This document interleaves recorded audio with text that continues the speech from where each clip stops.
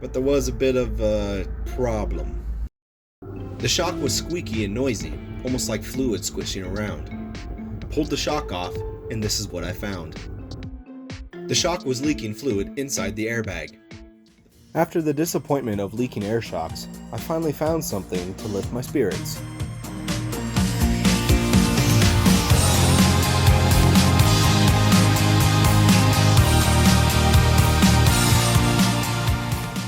Drag bags are generally used to counteract vehicle rotation off the starting line.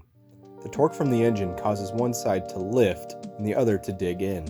This can create an unwanted turning force, sending the car towards the wall. The drag strip is no place for twerking. There is a bit more labor involved in installing these over air shocks.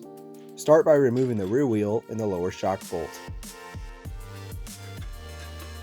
Disconnect the brake line bracket from the body. This will prevent a busted line when the axle drops. Gently lower the rear axle to fully decompress the rear springs. Wiggle the axle to pop the spring out of the mounts.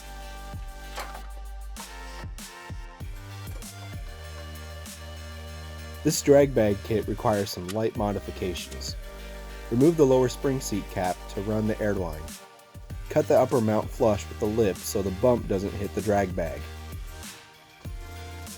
Compress the drag bag into a hot dog as much as possible and work it into the spring before it expands. The brass nipple should be out the bottom of the spring. There will be a spacer to prevent the nipple from hitting the axle. The newly completed spring will look something like this. Install the spring assembly the same way it came out. Lots of wiggling and timing.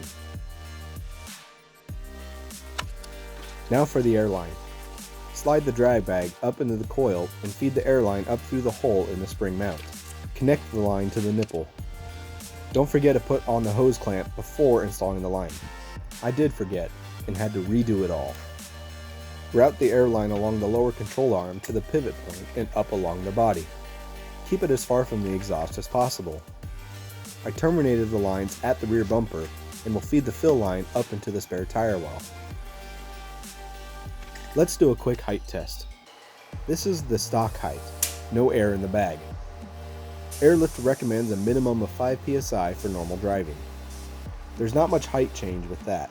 The maximum recommended pressure is 35 psi. At that pressure, I get about half an inch lift. All of this is with no load in the rear.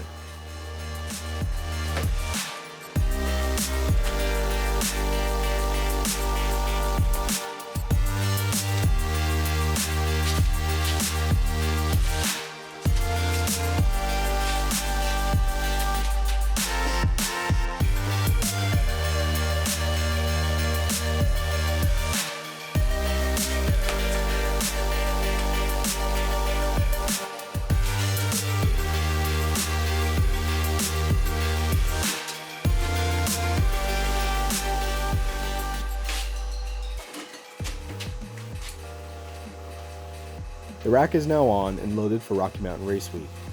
Let's check the heights.